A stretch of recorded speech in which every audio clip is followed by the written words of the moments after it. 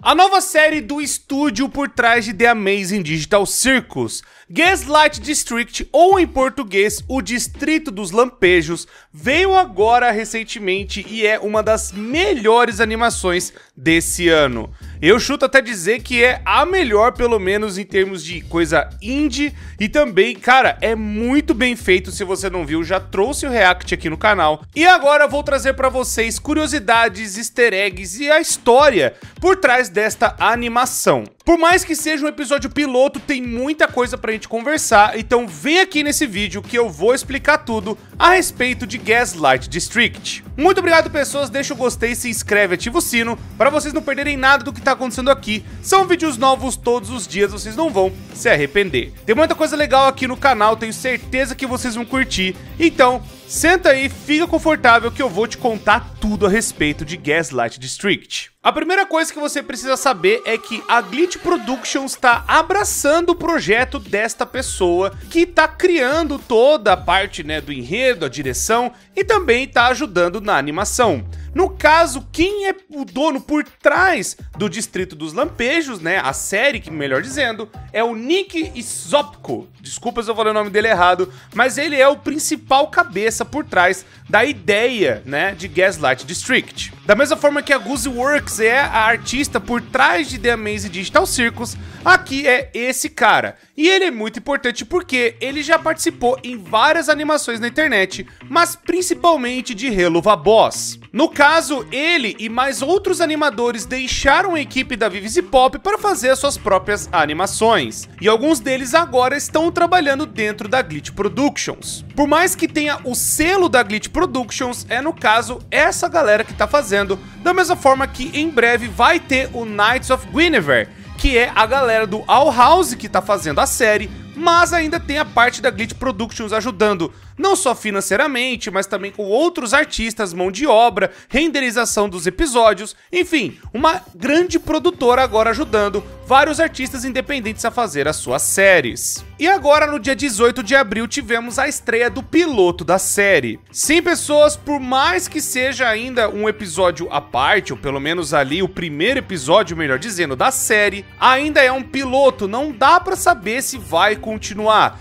Isso tudo vai depender de como o público vai gostar da série e ver também se tem repercussão positiva, mas também para ver se a série dá algum retorno financeiro, não só pelo AdSense do YouTube, mas com a venda de mercadorias no site. E também pela ajuda dos próprios fãs da Glitch Productions, que já estão acompanhando várias séries ao decorrer dos anos. E agora que você sabe mais da produção, vamos torcer para que seja uma série completa, pois esse universo tem muito potencial e muito mais coisa para mostrar. A explicação basicamente é de que é um mundo pós-apocalíptico depois do fim do mundo, onde agora a humanidade ganhou o benefício, ou melhor dizendo, a dádiva da vida eterna. Tudo por conta da Mão Negra. Nisso a sociedade acabou entrando em um colapso por conta que agora não tem mais morte, não tem mais nada, e isso acabou alterando conforme as pessoas estão vivendo. Onde agora elas não são mais pessoas, mas sim algo meio bizarro, é tipo um zumbi.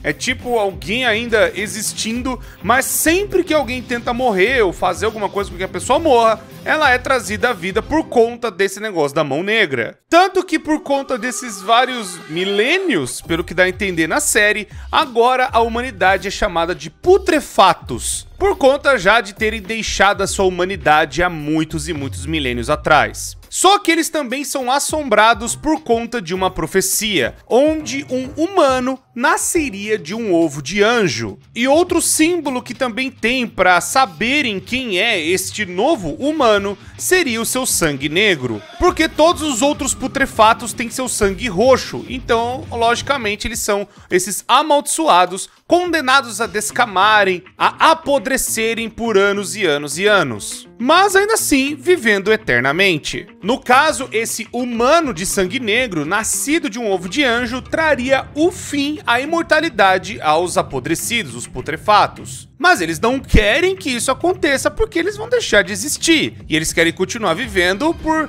vai saber quantos mil anos. Aparentemente a série deixa entender de que cada 10 mil anos vai nascer uma pessoa de um ovo de anjo. E aí, então esse negócio vai continuar existindo até que esse humano saia de onde ele estiver e apareça para todos verem. E agora vamos falar dos protagonistas, que no caso é os mortos sorridentes, que são como se fossem mortos-vivos gangsters que fazem trabalhos para algumas outras pessoas, cuidando ali de alguns negócios e ganhando dinheiro e até extorquindo dinheiro, enfim, fazendo coisas de gangster e meio que máfia das ideias. No caso, os membros são a protagonista, que é a Melancolia, também chamada de Mel. Ela, no caso, é a humana da profecia que acaba tendo seu sangue preto. Então ela é a pessoa que veio do ovo de anjo. E também uma curiosidade interessante é que essa protagonista na voz americana é dublada pela Sin, a principal vilã de Murder Drones. O próximo membro é o Ken, o açougueiro, que é o pai, que basicamente ali é adotivo,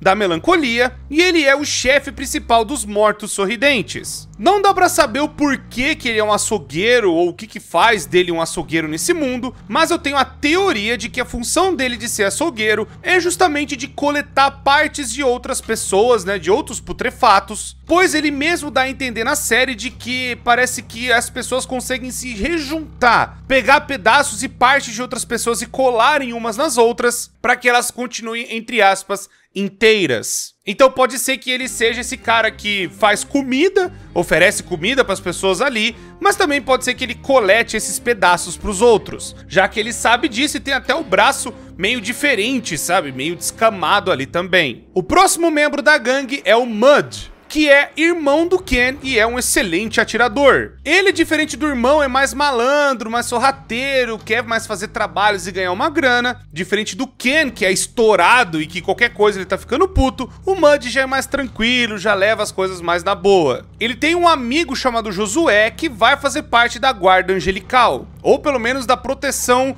do paraíso perdido, que eu vou chegar nesse negócio daqui a pouco. E o último membro é o desmiolado, ou também chamado de cabeça de pão, Breadhead, que por curiosidade a voz dele é o mesmo cara que faz a voz do Sebastian do jogo do Roblox Pressure. Por mais que ele não se pareça um zumbi, parece que ele é um constructo, tipo, pegaram vários pedaços para fazer esse bicho existir e também utilizando pedaços de pão. Ele é praticamente feito disso, tanto que ele usa tipo um fermento para ele ficar forte e aí ele consegue bater e brigar com todo mundo. Então os mortos sorridentes tentam sobreviver no distrito dos lampejos, fazendo esses vários trabalhos, e o plot da série é basicamente eles limpando um cara que ficou sabendo de coisas que não devia. Que no caso é justamente a Mel ter o sangue preto, que poderia, né, causar um alarde em todo mundo, e aí tentariam matar ela. Outra ideia que também dá a entender é de que todos têm a vida eterna, mas a Melancolia não tem, porque ela é um ser humano de verdade, não dá pra rejuntar, montar ela de novo. Então o Ken vai tentar proteger ela, porque é a filha dele, e vai tentar evitar que os outros, né, que estão aí espalhados pela cidade saibam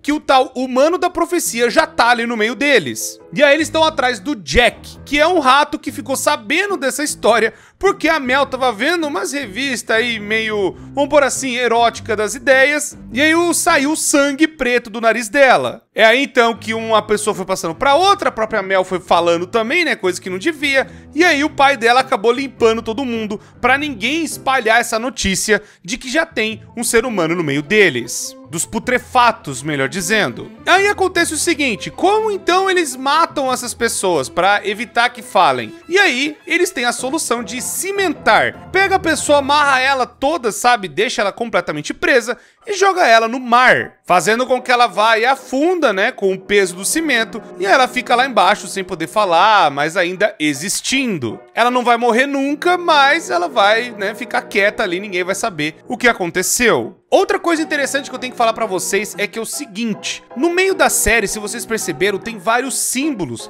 Símbolos esses que são meio esquisitos, é como se fosse uma linguagem nova. Talvez por conta dessa influência da Mão Negra, essa coisa antiga que deu a vida eterna pra eles, pode ter trazido esse alfabeto que, se você trocar os símbolos que estão ali, meio que dá pra fazer uma frase base, um negócio meio estranho, e aí cada símbolo é uma letra do alfabeto. Então a galera já foi meio que rápida para descobrir a criptografia, e é basicamente isso que eu estou mostrando para vocês. E algumas partes da série tem a tradução, tô colocando a imagem aqui, onde cada um dos símbolos representa uma letra diferente. E aí a galera foi o quê? Foi vendo várias partes da série que tem justamente esses símbolos e começaram a fazer a tradução. A primeira parte que a galera descobriu é essa imagem que vocês estão vendo. O corpo que tem a marca da mão, muito possivelmente a mão negra, deve sofrer com injúrias, deve sentir dor e deve testemunhar a morte, mas é para sempre amarrado à sua alma. Através dos machucados, o seu corpo vai persistir, reforçado pela marca, e isso vai restaurar a si mesmo, mas nunca vai ser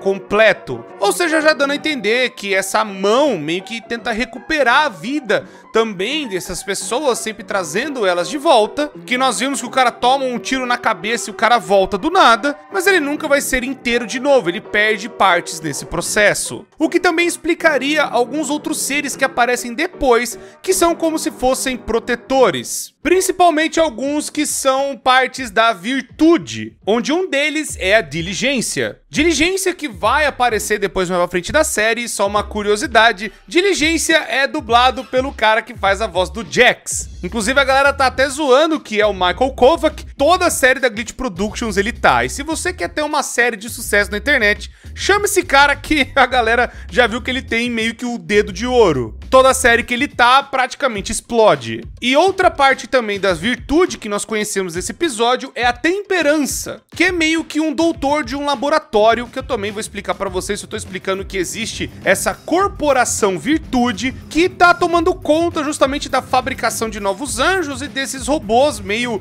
sabe, trazendo as pessoas de volta depois de muito e muito tempo, fazendo com que elas ficassem nesses corpos meio bizarro. E aí essa galera que tá dentro da virtude servem aos anjos, principalmente a Anjo-Mãe, que é basicamente um ser que faz com que outros anjos nasçam. Ela vai colocando vários ovos, e aí talvez durante os experimentos, talvez dali da parte da virtude, né, a temperança mexendo, acabou fazendo com que surgisse um ser humano dentro de um ovo. Então o que dá a entender é que quando nós vemos ali dentro da série, quando a gente vai ver a temperança mexendo, né, nas coisas ali, o que tá dentro daquela casulo meio bizarro é um anjo-mãe, parindo outros ovos, utilizando ela para fazer essas criações meio estranhas. E uma dessas coisas acabou nascendo um ser humano, que é a protagonista que nós vemos, que é a Melancolia. Então o plano que eu tô explicando pra vocês disso tudo é o seguinte: a Mel tem a ideia de que eles vão entrar no Paraíso Perdido, onde tá essa galera, a Corporação da Virtude, que tem a temperança no laboratório. Eles vão roubar um ovo de lá,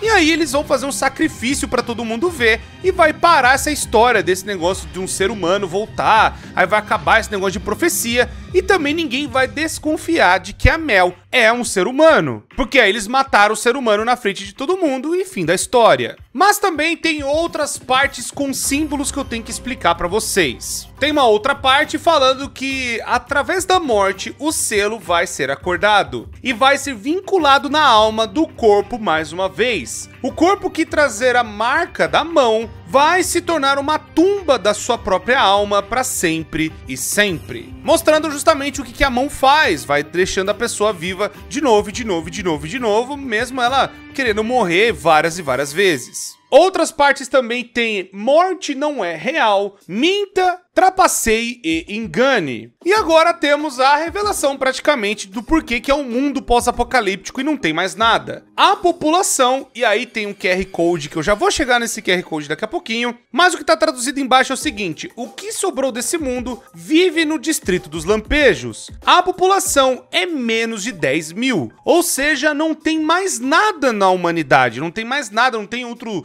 mundo, outra coisa. Pelo que dá a entender, é só aquela galera ali. Eles venerando a tal da mão negra, e parece que o resto do pessoal, o que seria do resto da humanidade, vai saber o que aconteceu com eles, ou tá todo mundo embaixo d'água ainda existindo, mas parece que o que restou do mundo ainda vive dentro do distrito ali dos lampejos. Agora vamos lá para esse QR Code, que é um negócio bem interessante. Você chega num site chamado A Profecia, e ali dentro você tem um site com uma senha, e aí você pode colocar algumas coisas nesse site que vai te dar algumas respostas. A galera tá procurando ainda quais seriam essas outras respostas, mas o interessante é que se você colocar The Hand, você tem uma nova parte mostrando, né, a mão, né, esse monolito bizarro que agora tá ali no meio do distrito. Dá pra você colocar também Melancholy Hill, fazendo uma referência à música do Gorillaz. E aí ele até fala, não é a música do Gorillaz, tá ligado? E aí a galera tá teorizando que seria um ARG, um jogo de realidade aumentada. A galerinha vai lá e tem alguns detalhes interessantes que podem descobrir nesse site, talvez no futuro. Talvez outras coisas possam fazer sentido descobrindo mais desses símbolos dentro da série e talvez colocando ali como forma uma senha. E aí talvez a gente vá para mais partes desse mistério. O próprio Amazing Digital Circus fez também com um relógio do Kane, e Pop Playtime também fez, né, pros anúncios dos seus capítulos. Meio que tá voltando essa coisa, né, de ARG, da galera acessar sites e descobrir coisas por fora. Mas por enquanto dá pra você colocar The Hand, Melancholy Hill, Breadhead, que vai falar que é um golem de levedura, Mud, que é o irmão do Ken, aqui até revela novamente que é o irmão do Ken. Se você colocar Ken the Butcher, vai aparecer Homem Azul Fedido. Se você colocar a palavra Angels, vai aparecer a frase Corvos Famintos, mostrando que os anjos são meio que uma figura de corvos, onde o símbolo do corvo como um anjo, algo protetor, é como se fosse um mensageiro da mudança, da transformação, e até um guia espiritual, dependendo da tribo, dependendo ali da parte mais espiritual que a galera tem, que coloca o simbolismo através do corvo. Se você colocar a palavra abandonado, vai aparecer isso aqui, que é uma galera falando, um negócio meio bizarro, né? A galera falando umas coisas ali no fundo. Um monte de sussurro, talvez, o sussurro dos mortos. Se você digitar também Smiling Dead, vai aparecer essa cena aqui, onde parece que os caras, né, da turma dos protagonistas que colocam corpos de pessoas, né, os putrefatos, pra baixo da água, mostrando o que acontece com a galera debaixo do mar, onde eles morrem afogados e voltam, morrem afogados e voltam, e ficam ali presos pra sempre, sempre, sempre. Temos também a palavra Born from the Egg, ou Nascida do Ovo, que é todo o plot da série que eu falei pra vocês, que a própria Mel quer ir lá pegar um ovo pra falar que é um ovo de ser humano, pra fazer com que as pessoas parem de acreditar nessa profecia e deixem ela em paz sem saber que ela é um ser humano. Se você colocar essa palavra, o que vai acontecer é que os seus olhos vão estar abertos. Ali era a parte antiga do site, mas agora a nova, se você fizer isso, você vai pro episódio, né, de Gaslight District, vendo, né, ali nessa página, né, da profecia. Tem outras duas palavras também, que é demônios, demons, que é justamente falando daquelas, vamos por assim, não sei se é larva ou mosca, é como se fosse um inseto, né, com a cara gigante que a galera putrefata ali acaba comendo. Esses seriam os tais demônios do lugar. E se você colocar The Gaslight District, também vai aparecer, né, ó, não é definitivamente um show de TV. E se você colocar qualquer palavra errada, vai aparecer que os seus olhos continuam fechados. Bom, eles podem utilizar esse site para mais coisas no futuro, da mesma forma que o Circo Digital acabou utilizando. Então, se tiver mais alguma coisa, eu trago para vocês nos próximos vídeos. Agora deixa eu explicar para vocês que no plano que eles vão fazer para tentar pegar o ovo de um anjo, da mãe anjo, né, que vai lá parindo vários ovos, no meio do caminho acontece um negócio interessante. O Ken, o açougueiro, ele vai falar com a Temperança, lá da parte da indústria da virtude. Empresa da virtude ou indústria da virtude é porque na hora que o Mud ele vai entregar para diligência, aparece Virtue Corp,